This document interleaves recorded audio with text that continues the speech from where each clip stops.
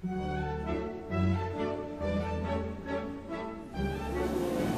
Sadek already enjoying his Samsung Galaxy. I got myself a Chipotle Pepper Jack turkey burger, but instead of turkey, I got beef. We had to get visas, and we didn't realize we had to get visas. Look into the camera, Frankie. Or else you just look like you're staring That's at the what screen. you look. That's what you look like. No? Yeah. Where's the camera then? Does that look better? Yeah, it does.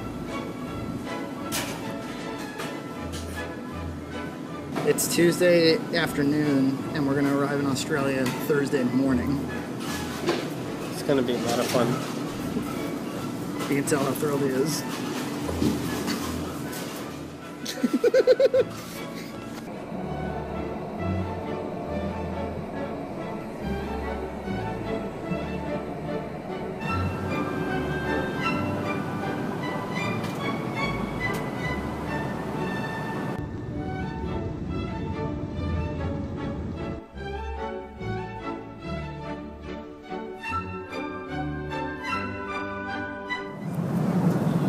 It is 4:45 in the morning, Australia. We've been on a plane for like 20 hours. We have no idea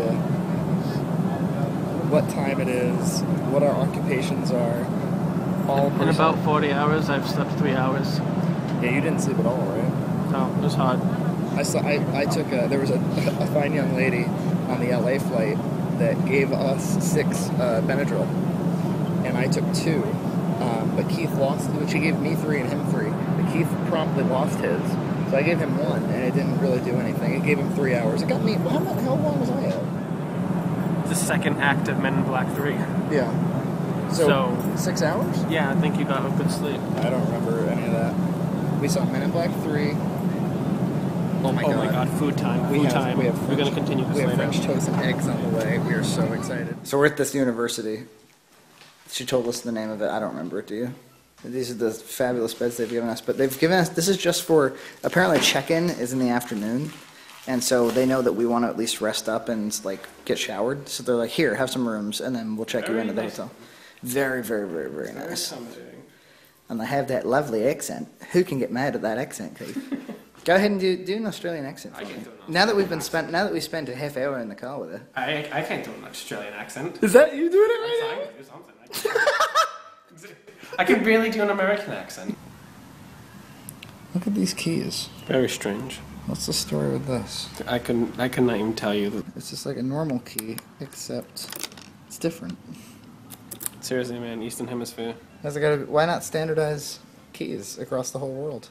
I don't care if we have to use these, just as long as we're all using the Look same at this shit. key. You know how this works. America. Want to take a look at the toilet? Does the toilet water rotate? I don't know, the other way. Here's what I'm going. Even if I flush this toilet and I see which direction it rotates in, I'm not going to remember the way that it rotates back at home. No, me neither. But watch how crazy, like it floods itself. Yeah. That didn't look that weird. They didn't even rotate. I think they have better technologies in toiletries. Well, look at this here. It's Keith Sidek in our new hotel room. It's pretty nice. It's way nice. Look at this. It's way nice. That's accurately. They almost put us in a, as you saw before, a dorm room at a university, and then I guess they needed to put other people up there, so they put us here, and it's fucking awesome. We have our own beds. They told us where the lifts are, where the carport is, where the toilets are. We're in Newtown, Australia. The planet of Australia. Apparently this is one of the more coolish hubs of Sydney, we were told. They told us, go to King Street, and that's where all our dreams will come true. I'm not really sure what's there exactly, but they said to go. They leave waters. That's like water traps, isn't it? You drink that, it's fucking $10. One bottle was $3.50. You can hydrate yourself, but at a price. Wait, how much is it? $6. For this one bottle That's of water? 6 Australian US dollars, which makes it something like $6.40. I don't understand that. Australian US dollars? No, did I say Australian US? Yeah. I said Australian dollars, I thought. AUD is American US. What's AUD? I've seen that too. Australian dollar. AU for. Oh, AU, of course. Yeah. I'll cut the shit out of that. Okay, so this is the second building we've been in where the light switches look like this. The entire nation of Australia, at least these two places I've been, they have these little sort of nubby light switches. I've noticed like all the appliances, like in the dorm, in this hotel, they all have like energy ratings, water ratings. They're really into that. They care a little bit more than we do. Open up that lid and give it a flush. Once again, there's gonna be no swirling because all these have like just like the drop, you know? It's not like around it all the way. this is the first thing that Keith really wanted me to see when he came in. He's like, look at the sink! Look at the sink! It's propped up, it's elevated from, it is really odd. I don't like it. No? It's not natural. The entire country smells like this soap. He's not making a joke. This is true. Pure Australian essential oils of eucalyptus and tea tree. Holly's whole car smelled like eucalyptus and tea tree. I smell this everywhere I go. And now we've been assimilated since the soap smells like that. Yeah, because we use the soap and shampoo, so now we're going to smell like We're that. gonna get paler. There's a giant, I don't know if you can see it, there's a giant step you have to take to get in and out of the tub, which is fine when you're going in, because you're like, oh, I'll just take a bigger step. But on the way out, big step down. Then you get out and you trip in your face. And this is the second place that we've showered, because we're in a hotel now. And this shit right here, I've seen this from time to time in America, but so far it looks like this is the Australian standard. You got your hot nozzle, and you got your cold nozzle. It is near impossible to get like the right combination of comfortably warm water. If you do it wrong, you burn your penis. That's what happened to Keith. What happened exactly? I burned my penis. There was you described it to me as a super ray. There was okay, so you know how you have your faucet and then you have the nice little sprays, and then in the middle you get your super ray spray. So suddenly I get the super ray, it becomes incredibly hot, hits me in my unmentionables penis, and I'm like, ah. So then I was trying to adjust the whole thing so it would be no super ray. So I'm twisting it and I realize I'm actually unscrewing the entire faucet off and it breaks into pieces. It worked in the end because I'm an engineer. Is the penis okay? It still hurts. Is it going to survive, doctor? It'll survive. I've got like a light burn, I think. Okay. Hi, I was wondering if there's wireless internet in these rooms. Okay, great. And what about I see there's like a wired hub. Same price. All right, thank you. Bye. Yeah, bitch. Costs money. Costs like $29. For how long? But if you'd like to use it in the reception area, free of charge. How long? 24 hours. $29.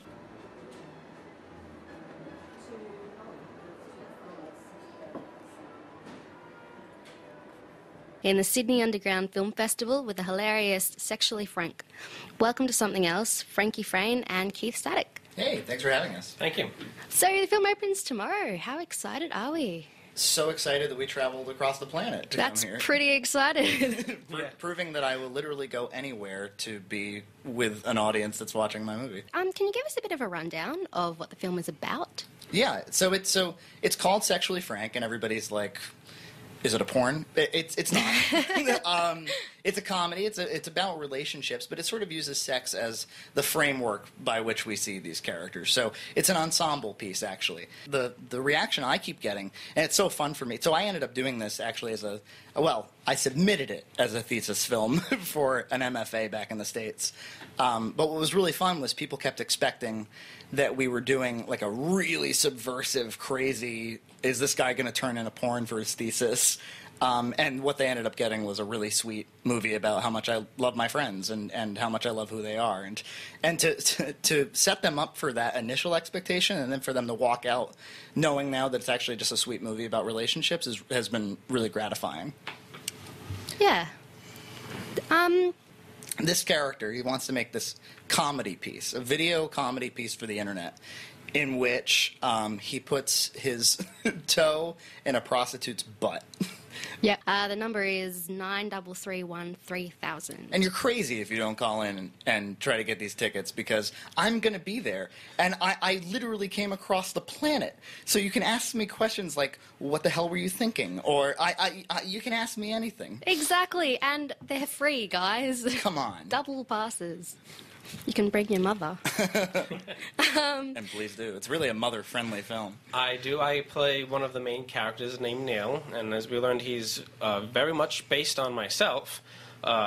like most of the characters in Sexually Frank, they all tend to be based on versions of people that Frankie knows and has been friends with his entire life. At least my version of them. At least exaggerated versions, but with a truthful core to them. Pitch perfect. Pitch perfect. Pitch perfect, yes. I'm not an actor at all, so when Frankie asked me to be in this movie, first thing I said was no. But if you can't find anybody else, I'll do it for you. So he didn't look for anyone else. No, he does not do this. And so there's nothing I would love more than to try to make him internationally somewhat famous. He thinks that anyone who's ever enjoyed this performance is just being nice to him. There are many, many people who've seen this movie by this point. It's true. They're but most of the people that I've talked to, they know me. They're like, who is that fine bald actor in the film? I've been helping Frank with all of his projects since early high school. It started with like, hey, could you hold this boom mic because nobody else will? And then it was like, hey, you're kind of funny. Can you help me write this? And finally, it's like, could you just star in it? And every time I said no, and they did it. He's graduating from film school without even wanting to. And suddenly, the guy who was my boom pole operator, or my catch-all drawer, is suddenly one of the beautiful people. And they were like, well, where did you study, Keith? Well, yeah, it was kind of awkward. I was trying to be social with everyone, and I'm kind of I'm not going to say antisocial, but I don't seek to talk to the people I don't know because I'm awkward in conversations. But in any case, let's put this guy on the radio. Yeah, exactly, right? What is your inspiration? When did you start getting into film? I'm like, I don't know. Please don't talk to me. I'm just a sad man. I read that you don't like guild actors. Yeah. That's very true. One of, I think, the errors that's made is we need to kind of look like a bigger structure than we really are. Things that aren't necessarily going to show up on the screen. We need to at least look like a real movie. And one of those things is they think that money can somehow buy quality. And I believe that guild actors is a piece of this, where it's like, well, I suspect I'm going to have a difficult time finding a non-union person that can perform this. So if I can just find someone in a guild, that's how it'll be vetted.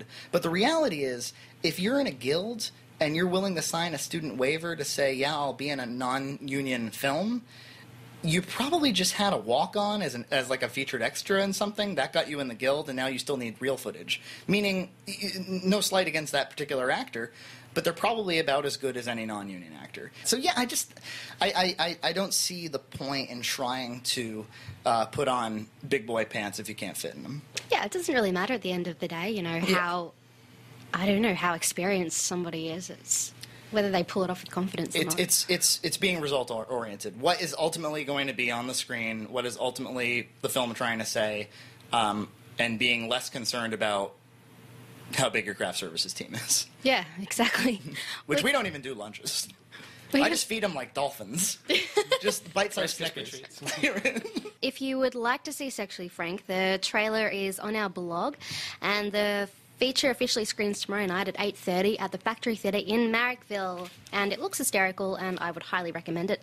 You can also check out some of their stuff at redcowentertainment.com. Thank you again, guys. It's been lovely to have you on the show. Thank you so much for having us. And good luck with film and everything in the future. I hope it goes really well. Come see it, everybody, please. Yes. We still have double passes, I think, to give away. Yeah. Right. I like the tone of butts.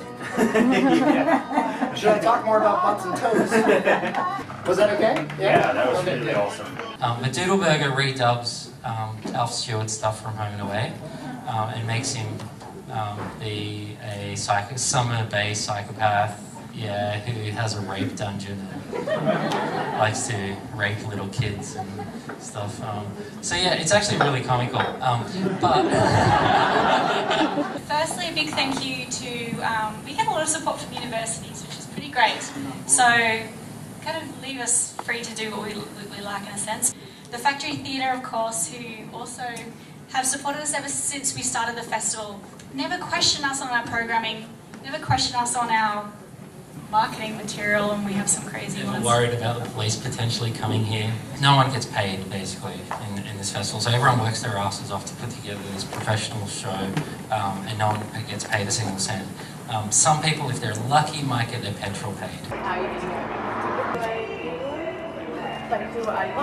Okay, so day 2, and we Went to the opening night of the festival last night. It went pretty well. What had a lot more to do with our fatigue was our horrible jet lag. We hadn't had bed sleep in 40 hours. So Since Tuesday morning, that's Friday. yeah, so that was key. But something that's been happening to me is my eyes have gone. I don't know if you can see it, but they've gone completely red, and yeah, it's killing. So we'll just put those away for most of the day. But we screened tonight. But we've had some other struggles as well. We've been lucky enough that they assigned us basically an escort for not a hooker, far from it, but a student from the College of the Arts at Sydney University named Holly, who's been taking us absolutely everywhere.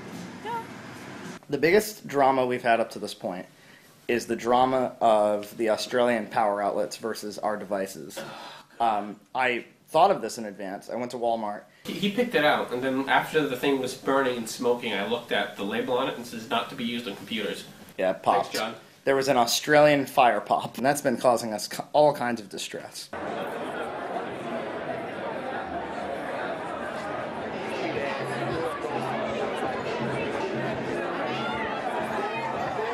So I just had a long conversation with Stefan, the festival programmer, and you were standing there feeling a little left out of the They were conversation. talking about things like mumblecore and film stuff. It was actually kind of boring, but there is so much film.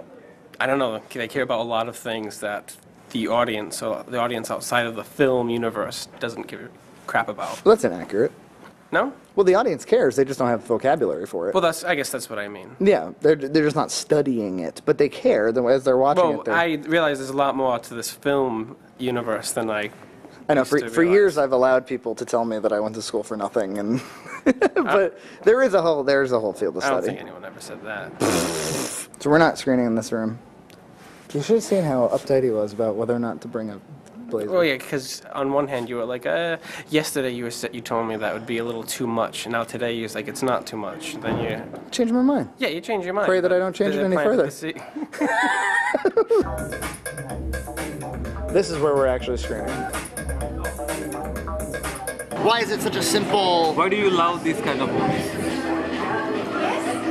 Well, it's a chicken and the egg thing, because I didn't make this movie because I love movies like this, and I didn't choose a genre. I don't feel that I chose a genre at all. It had a lot more to do with what I actually wanted to say. I think it's kind of liberated in that way. I think it's hard for people to describe what it is because... Yeah, I understand, definitely understand you by saying that you don't choose a genre, because as a filmmaker, I don't choose a genre. I just think what I have, and people chooses the genre. Which makes it hard when it comes around marketing time, because how do you... People are like, well, what is it? Tell me in 2 seconds. And I'm like, just watch it. You know? So I don't know what to say. You know? How long have you been making movies for? Since I was 14. Yeah. How many features have you made? This is number 3. It's number 3. Yeah. How many shots? Oh God. Yeah, and some of them don't even count, and some of them do. But for that reason, I'm actually interested now in trying to make a really visually oriented, visually controlled half hour. Why did you choose those kind of shots, those kind of moving cameras, those kind of... Oh, like that human motion in the camera? Yes. Well, because I thought that was the closest thing to... I mean, that was the closest way to match visually what's happening on screen, which is not improvised, but extemporaneously delivered dialogue.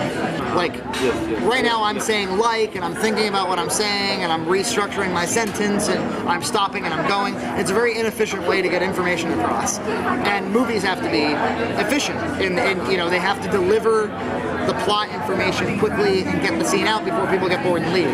And even though I still follow a narrative structure, and I try to get in and I try to get out, and I cut it where I can, it's important that the performers are delivering it from a place of honesty and a place that's not necessarily sounds scripted. Even though it is scripted, it doesn't necessarily sound scripted. There are going to be moments in the film where if you don't believe the honesty of this character, you're not going to believe in what they're doing or what they're saying. So it all kind of, and to have no tripod, a little human motion in the camera, you have kind of another person there with you that's having the conversation with the character. Like dialogue, like words, to manipulate the image, and words are always a lie. Yeah. What do you think about that? That's how I think about my movies. And Well, do you think that visuals are inherently honest? Yeah, visuals are very honest. I disagree completely. Okay. Well, because you know, just the placement of a camera is a subjective thing. It's not. There's nothing honest about it. Somebody chose the placement of that camera. And somebody chose that lighting that went on. And I think you can kind of get to. I'm not saying that a wide shot isn't honest, you know, but I am saying that when you choose to cut that wide shot, or when you choose to extend it, or when you choose to retreat back to it, that can be a dishonest approach as well. A film doesn't record. You know, a film displays and presents and expresses. So I'm not necessarily interested in having a camera that doesn't have a perspective. But a perspective is inherently human and therefore inherently dishonest. Yeah, Frankie. Hi, Frankie. Nice to meet you, David. And David, Frankie, and Keith. They're both up and coming, quite experimental sort of filmmakers. We've gotten into a few festivals now, and they're not always this nice. In fact, they're never this nice. It's a feature. It's a narrative feature. Yes, it's this photo of a butt and a toe going into the butt. But that is not the plot of the movie. That's just something to get you to come. Did you go to a film school? Yeah, twice. Sometimes it's about whether or not it's a good movie, but it seems like it's more often about whether or not it's a good movie for that festival. Yeah. And you waste a lot of money not knowing the answer to that question. I think we, historically, like my relationship to other film students, we're not competitive, that's for sure. Or at least I've never felt competitive, because I learned a long time ago that, like, what will I win? Like, there's no, like, it's not like there's room for 5 of you and there's only 10 of you. Like, there's no, it's like everybody's going to fail equally. So let's just like help each other. But what we do is we shit on each other a lot because we literally hate each other's movies. It's just that simple. What a great turnout. This is awesome. I was wicked afraid that I'd come all this way. He likes my bullshit. It's true. So you guys are a lot alike? She added the word sneeze. I'm grossed out by that. I really liked a lot of the exploration of a more masculine point of view on sexism. But I felt that it was a missed opportunity by not really going into how the actress felt about the online comments. Do you feel like maybe you missed something there, or did you deliberately just take one side of that? I mean, if you're saying like, hey, you glazed over this whole thing, you're probably right. I totally did. It's me sort of commenting on like you can't control your own perception. Absolutely, but I still feel like you kind of missed why she was so upset by those comments. It's not necessarily just the idea of guys jacking off, but the nature of those comments can be unexpected. And I felt like that was really glossed over. And so she ends up coming off as kind of a shallow bitch. May I interject actually? I actually thought it was pretty clear. Like when she looked at it, she just felt like she was being objectified. You know, like it wasn't so much about her acting ability, it was about what, you know, they were talking about sexually and talking about her as a sexual object. I actually, yeah, congratulations on a terrific film, by the way, man. I really enjoyed that. That's one of the, I've been to all 6 of these Sydney Underground things, and this has been one of my favorite experiences here, so thank you for coming out. Oh, thank you. Well, she's allowed to be offended, but to completely change your mind because men masturbate. Because they do masturbate. No, I don't want to ask a question. I just thought it was a great film and a great way that you tapped into, I don't know about the general male mind, but certainly the way my mind works. Thank you. I thought you did very well. I came across the planet to connect with you, sir. Really, I did. I mean, that's why we make this shit in the first place. And his personality is very much like my personality. But a lot of the scenes are not necessarily accurate to real life. Like, he doesn't quite. I never was arrested or got felt up by a 16-year-old or some. Oh, that's the. He doesn't even hear like cliche Celtic music when he masturbates. Well, that's something. Yeah, really beautiful film, and I concur with the guy up the back. It's one of the best films that I've seen. So well done. Obviously incredibly personal and covers a huge swathe of your life, you know, going back to early childhood and all that sort of stuff. Have you got another film in you? You know, what next? Where to from here? And yeah, I'm cooking up something right now, in fact. And my writing was a big piece of this. I'm the writer and the director, and I put a lot of my time into that. And the next film I'm not going to write. I want to I want to take what we're saying about art, and I think what you're seeing in this film with the Frank character is somebody who takes not his content seriously, but he very much takes the effort seriously. And the next movie is really going to be about that kind of negotiation of art and commerce, but I'm going to use music instead of film that time around. And it's not going to, it's going to be chiefly dramatic, and the comedy's going to take a little bit of backseat. It'll be my fourth feature, and the first time that I'm really kind of trying to tackle that. So, in case we run out of time, yeah, I'm going to get to you, but round of applause for Keith, right? Has never acted before in his life. We're just childhood friends, and I was like, "Can you try this?" And he was like, "Okay." I don't know if I can, Frank. I'll do it for you, but I'm not on Fridays. I don't know, was there any like ruffled feathers and you like calling the shots, or I was like, are you a friend, I suppose? Oh, like did I piss people off or anything? Yeah, like, or was it like your responsibility to take? You always piss it off. No. You guys are obviously still friends, so. Yeah, no. Maybe. We did travel to Sydney together. Yeah, so it was only after that that we stopped being friends. Now, when you know someone for like 14 plus years or so, it's going to take a whole lot of feather ruffling. Generally speaking, I mean, you don't, like, we made this movie for all of $2,000. Like, this is not,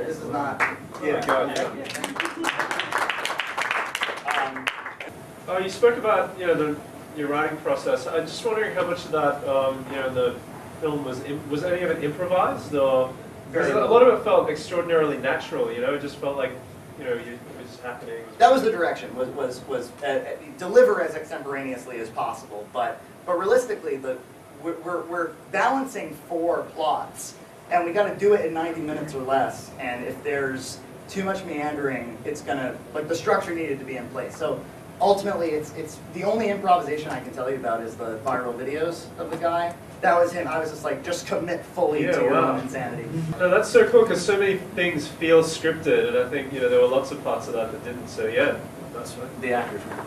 Thank you. Awesome. Thank you. Where are we? We are at a really awesome breakfast place in Sydney called Hoochie's. We went yesterday and we had an amazing breakfast. What are the staff like? They're like incredibly attractive surfing Australians. They surf to your table and they're very nice. They are very nice. You had what yesterday? I had the Hoochie's breakfast bruschetta with portobello mushroom, tomato, avocado on basically a bruschetta bread with melted ricotta cheese. I had a banana bread and eggs Benedict, and it was awesome. I had 2 coffees that were delicious, and they had like a little leaf. You gonna have that today? I'm gonna have that today. Let's take a look at it. I feel like they thought it was strange when I asked for sugar. And maybe it was for them, but it was delicious. This is my leaf. It's not as good as it was yesterday. It's still pretty amazing. Yeah. And this is, what do they call this? A flat white, right? A flat white. Which we're assuming means milk. Milk-based coffee with sugar? I asked for the sugar. Yeah. So I don't know if it actually comes with the sugar. This is a job for Wikipedia later. I wanted to come back here just so I can have this coffee again. A chorizo omelet and eggs Benedict with salmon.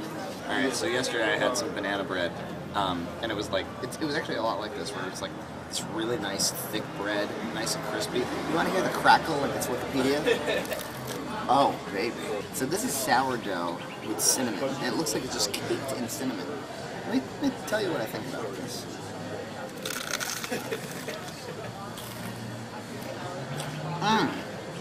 Damn, damn, damn. Damn, damn, damn. One thing we've been noticing is that maybe it's just because it's Sydney, but the ingredients for everything, all the food is so good. It's expensive as shit. I mean, I think this alone is $5 for bread.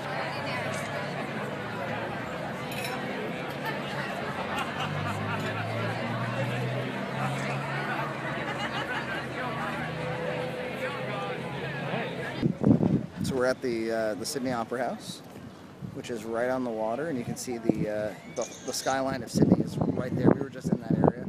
Nice little walk, nice little walking path, and somehow Keith Sadek is in this city. It's pretty amazing.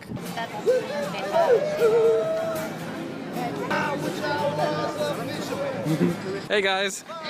How you doing? Just doing this today? You doing this all day? I got here about 1 o'clock and I just do it until I want to go home. There you go. 3 or 4 hours. We're from the States. Ah, welcome to Australia. Thank you so much. This is the most gorgeous thing we've ever seen. It's pretty nice, I've got to say. It is. Do you live around the area? I live up the river. I catch a ferry home. Oh, how gorgeous. Yes. Is the ferry expensive? Well, I'm a pensioner, and so I get it for $2.50. But for you, I don't know, probably about $5 for a ride upriver. Right. Yep. Well, good luck. Not too far. You have a great day. We appreciate it. Please feed the statue. That photo of Charlie.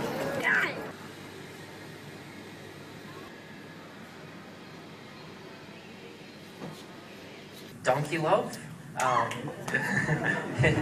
Yes, that's one of my favorites.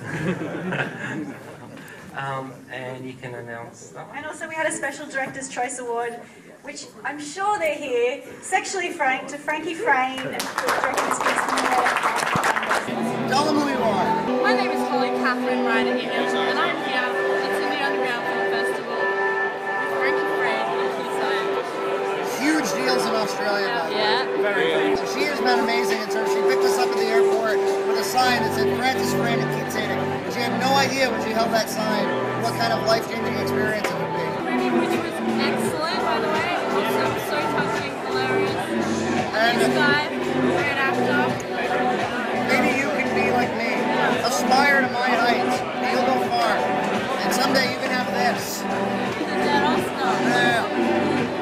But anyway, Holly.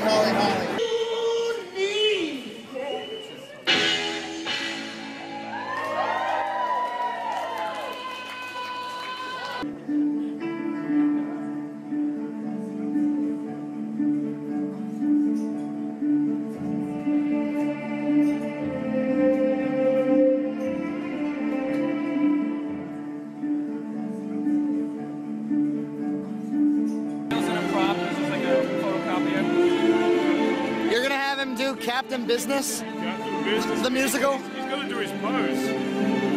Give us a little bit of Captain Business performance art. Do the Bluetooth. That's fucking poetic.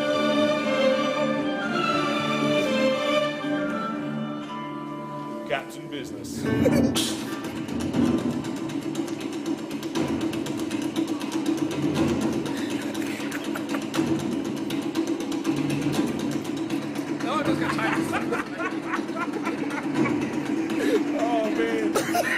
Wait, if that's what it's called? Yeah, the flat white's just like the coffee and milk. Okay. You happy with that? Sure, can I have some sugar in it? Yeah. Do you want... In America, sugar and cream is normal in your coffee. So when I had just mentioned that I've been ordering coffee with cream and sugar, and I've been getting strange looks and getting something called a flat white, you were When you like, said cream, I always thought that it was sort of like another word for milk. Like you were using, that was just the way you... No, no. No cream in the coffee? No. That's If we can add a little bit of fat, we do. Yeah. We don't miss out. I thought you knew this about us. The cream is like Heavy. thicker, yeah. Yeah. So how does that work with the... It mixes. Yeah. Yeah. It does mix. Let me blow your hair back a little bit more. We have something in our state, not even in the rest of the states, called coffee milk. Do you have flavored milk here? Yeah, of course. You have strawberry milk and chocolate milk. Right, well, we just do that with coffee syrup instead. So, like, the kind of coffee syrup you would use for ice cream goes in the milk. No, we just buy just the flavored milk as it is. But not coffee. There's no such thing as coffee. Milk. There is? It's milk. It's, coffee flavored milk. Really, have that? Yeah. Like in New England, it's like a buy in little Massachusetts. cartons, It's like a southern Massachusetts thing. Strawberry, chocolate, coffee, You can buy that in vanilla. in any supermarket. Even coffee, huh? I'm finding that there's a lot of things in common with New England and Australia and UK. Common British heritage? Yeah, like the word wicked. Yeah. You know, Yeah. we use wicked. And you guys say wicked as well, right? Yeah. Valium.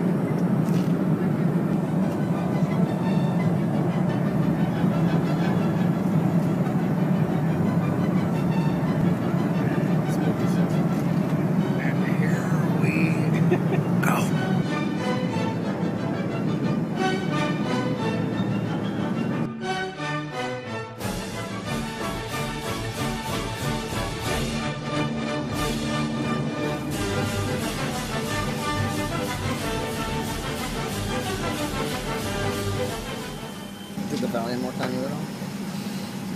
Yeah. That's your interview. It put me to sleep for like 4 hours. It didn't work on me kind of like how it did for Frankie. The seats were just really hurting my tailbone. I don't know why, but... Skinny butt? Yeah. I got all this nice padding. I'll show it to you sometime. Your baggage. You're sick of Once again, ladies and gentlemen, good afternoon. Welcome aboard United It's Airlines. the worst thing humans have ever invented. Flight number 1523, nonstop service today to Boston. Look at this. I got like little things like that. That's a symptom of flying? Would you call the Sydney trip a success at least? It was a very, very, extremely good success. I won a cool little statue and a bottle of Chardonnay. But the jerks at customs took it away from him. But it was really, really cool. They loved the shit out of that movie. What did you think of the Sydney to San Francisco trip, Keith? Sydney to San Francisco. Which is where we're in San Francisco now. You know, it really wasn't as bad as the trip to Sydney, but this was really making me feel uncomfortable. We took some Valiums. Did you? And you watched a fine film called The Lucky One. The Lucky One about this movie came out like last year. It's like a made for TV movie from the 90s. It's so cliche. Starring the Zac writing was Efron. awful. Yeah. No, when I watched it, I was like, oh, this must have been made 15 years ago. That movie gets funding. So a lot of other scripts do not. You going to work tomorrow? Probably not. We're going to go back to Sydney next week. As much as I'd like to say them all again, no.